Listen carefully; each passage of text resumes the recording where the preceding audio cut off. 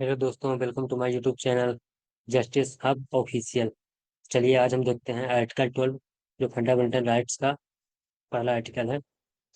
Fundamental rights हमारे में part 3 of the Indian constitution में दिए गए हैं। चलिए इसके बारे में देखते हैं। तो आर्टिकल 12 में दिए गए हैं जो डिफिनीशन ऑफ स्टेट स्टेट की परिभाषा दी गई है, और इसके बारे में देखते हैं। Unless the context otherwise requires, the state includes the government and parliament of India and the government and legislature of each of the states and all local other authorities written within the territory of India or under the control of the government of India. Article 12 is contained in Part 3 Fundamental Rights of the Constitution। तो हमारा क्या कहता है, जो require होती है state शामिल क्या क्या करता है, गवर्नमेंट को और पार्लियामेंट को, और उसके गवर्नमेंट को, लेजिस्लेचर को और लोकल अथॉरिटीज को शामिल करता है। तो मतलब अब इसमें देख दिए गए हैं why is article 12 important. Article 12 क्यों इम्पोर्टेंट है इसके बारे में। तो fundamental rights are generally enforceable, प्रवर्तनीय है अगेंस्ट द स्टेट्स, स्टेट के खिलाफ।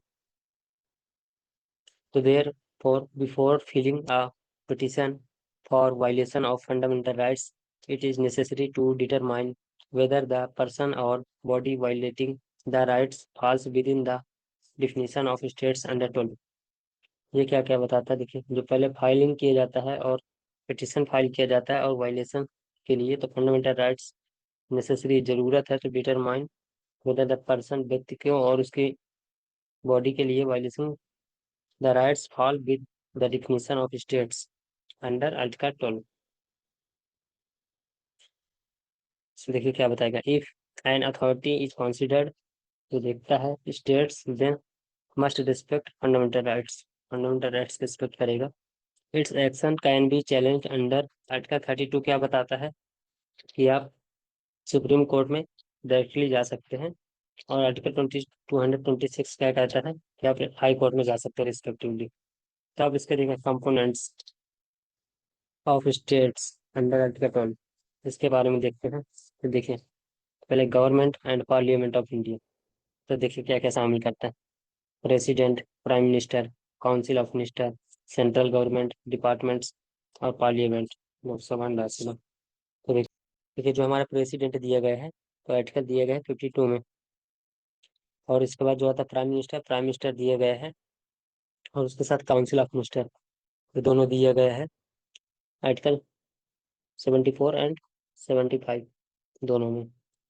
और सेंट्रल गवर्नमेंट डिपार्टमेंट्स दूसरे में दिया गया है। और जो पार्लियामेंट आता है, पार्लियामेंट हमारा दिया गया है 79 से लेकर 122 तक।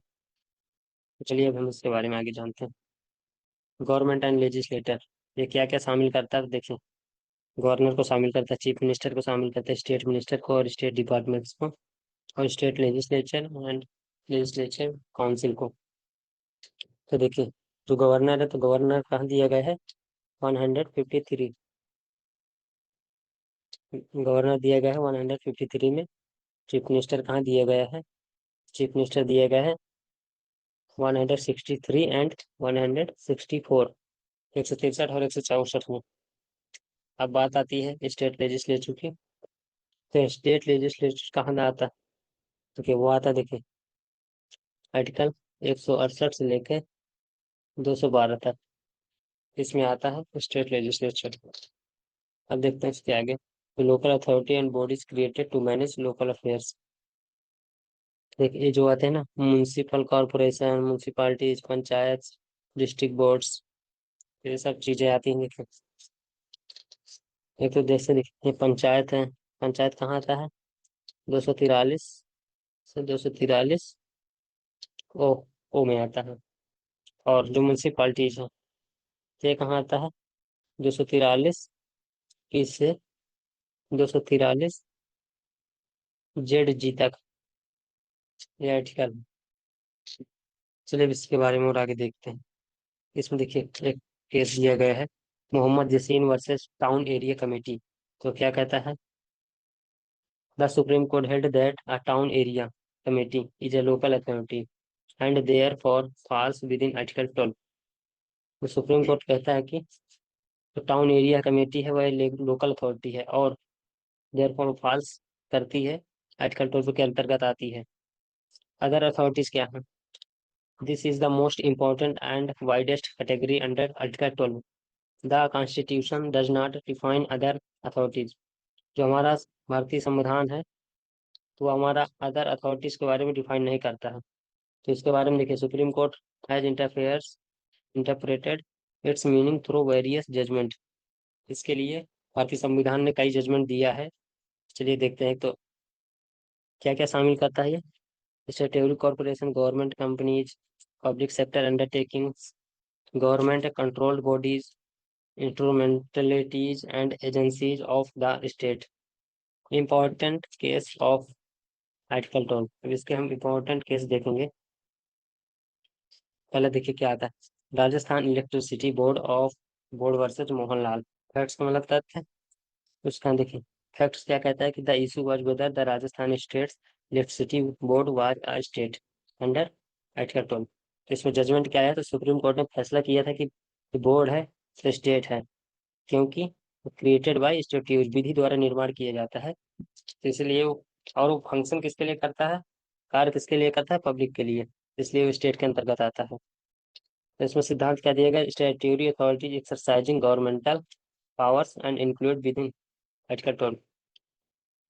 गवर्नमेंट पावर का यूज करेगा और शामिल होगा आर्टिकल 12 में। तो इसमें दूसरा केस आता है सुखदेव सिंह वर्सेज भगत राम। तो इसका फैक्ट क्या था तो देखते हैं।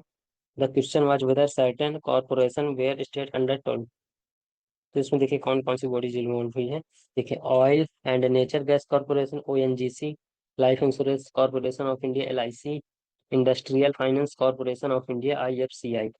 तब इसके लिए देखिए जजमेंट क्या है। तो all this corporation were held to be state, state के अंतर्गत आता है। तो इसका प्रिंसिपल क्या है? तो स्टेटरी कॉर्पोरेशन परफॉर्मिंग पब्लिक फंक्शन। ये भी बता रहा है जो पब्लिक के लिए कार्य करता है वो स्टेट के अंतर्गत आता है।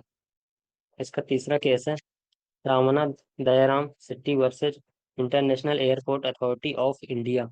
इसका जजमेंट आया था कि the court develop the instrumentality और agency test a body may be considered state if यदि entire share capital is held by government, government के द्वारा रोकी जाएगी। Government provides financial assistance, government financial assistance provide करेगा।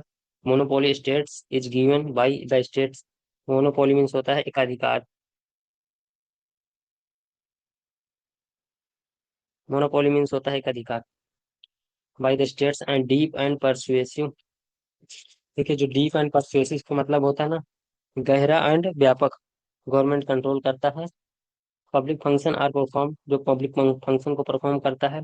Government departments is transfer to the corporation, government department transfer करता है corporation को। अब इस देखिए चौथा केस कौन सा है? अजय हसिया वर्सेज खालिद मुजीब साहरा वर्दी। इसमें देखिए जजमेंट क्या आया है।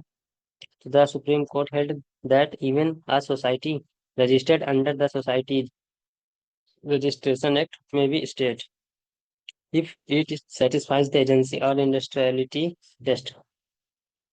उसके बारे में देखिए जजमेंट क्या है कि सुप्रीम कोर्ट क्या कहता है कि जो सोसाइटी है उसको रजिस्टर्ड होना चाहिए सोसाइटीज रजिस्ट्रेशन एक्ट के अंतर्गत, जो कि स्टेट के सेटिस्फाई करता है, और एजेंसी और इंस्ट्रूमेंटेलिटी टेस्ट को भी।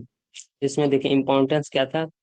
The form of the body is irrelevant, what matters is degree of government control. जो बॉडी इलेवेंट है, जो कि मैटर है, डिग्री ऑफ गवर्नमेंट को कंट्रोल करता है। पांचवा केस है इसमें प्रदीप कुमार विश्वास versus Indian institute of chemical biology. इसके बारे में देखिए फैक्ट्स देखते हैं। Whether the council of scientific and industrial research CSIR is state. तो इसमें जजमेंट क्या आया है कि CSIR was held to be a state because to deep and persuasive government control. तो देखिए इसका सिद्धांत क्या है? The real test is whether the government exercise substantial control over the body, उस बॉडी को पूरा कंट्रोल करता है। अब इसका लास्ट केस है Zee Telefilms Limited versus Union of India. तो इसका इशू क्या था कि whether the Board of Control for Cricket in India BCCI is state. उसका मुद्दा था क्या कि बीसीसीआई जो है वो स्टेट है। इसमें जजमेंट क्या आया सुप्रीम कोर्ट का, तो सुप्रीम कोर्ट कहता है कि BCCI is not a state. जो बीसीसीआई है वो स्टेट नहीं है अंडर आर्टिकल 12, विकास क्योंकि नो डीप एंड परसुएसिव, क्योंकि गहरा और व्यापक गवर्नमेंट कंट्रोल नहीं करता है, इसलिए BCCI is not a state. तो देखते हैं test to determine states under article 12। तो देखिए जो फाइनेंशियल असिस्टेंस टेस्ट होता है, तो गवर्नमेंट फाइनेंशियल असिस्टेंस टेस्ट है, तो गवर्नमेंट फंड्स द बॉडी सब्सिस्टिकली, इसके अंतर्गत आता है। जो इसका टेस्ट का मतलब है कि जो गवर्नमेंट फंड यूज करता है। फंक्शनल टेस्ट क्या मतलब होता है, जो परफॉर्म करता है पब्लिक फंक्शन के लिए, वो फंक्शनल टेस्ट के अंतर्गत आता है। मोनोपोली टेस्ट का मतलब कि एकाधिकार टेस्ट, तो state grants monopoly status, state जो है प्राप्त करता है मोनोपोली स्टेटस विधि को या कानून को। एडमिनिस्ट्रेटिव कंट्रोल टेस्ट, तो गवर्नमेंट जो है तो कंट्रोल करता है मैनेजमेंट, वो एडमिनिस्ट्रेटिव के अंतर्गत आता है। Instrumentality test, body act and agency of government, body जो एक्ट करता है एन एजेंसी ऑफ गवर्नमेंट के लिए। डीप एंड परसुएसिव कंट्रोल का मतलब कि जो गवर्नमेंट है एक्सरसाइज करती है, एग्जिस्टेंस कंट्रोल करती है, इसके अंतर्गत आता है। तो देखिए जो बॉडीज इंक्लूडेड अंडर आर्टिकल 12, कौन कौन सी बॉडीज इंक्लूड की गई है, तो देखिए सेंट्रल गवर्नमेंट आता है, स्टेट गवर्नमेंट आता है, पार्लियामेंट आता है, स्टेट लेजिस्लेचर आता है, म्यूनसिपालिटीज आता है, पंचायत आता है, गवर्नमेंट कंपनीज आती हैं, स्टेटरी कॉरपोरेशन आते हैं, और गवर्नमेंट कंट्रोल्ड सोसाइटीज आती है। देखिए इसमें क्या क्या नहीं आता उसके बारे में भी बताया गया, जो आर्टिकल 12 में नहीं शामिल किया गया है। तो देखिए प्योरली प्राइवेट कंपनीज जो नहीं आती हैं, एजुकेशनल इंस्टीट्यूट जो प्राइवेट हैं वो नहीं आते हैं, प्राइवेट क्लब्स एंड एसोसिएशन वो भी नहीं आते हैं, बीसीसीआई जो कि हम देखे हैं कि टेलीफिल्म्स वाले केस में, वो भी नहीं आता। अब सिग्निफिकेंस ऑफ आर्टिकल 12, अब देखिए इसका महत्व, इसका महत्व देखते हैं।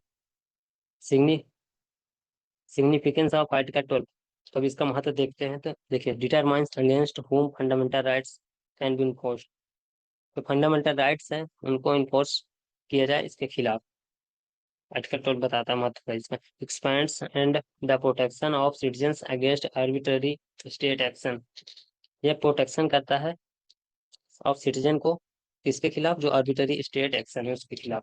मेक गवर्नमेंट एजेंसीज अकाउंटेबल, ये गवर्नमेंट एजेंसीज हैं उनको अकाउंटेबल करने के लिए। And forms the foundation of constitution remedies, और ये कॉन्स्टिट्यूशनल रेमिडीज देता है अंडर आर्टिकल 32 एंड 226 के अंतर्गत। तो thank you so much for watching my video.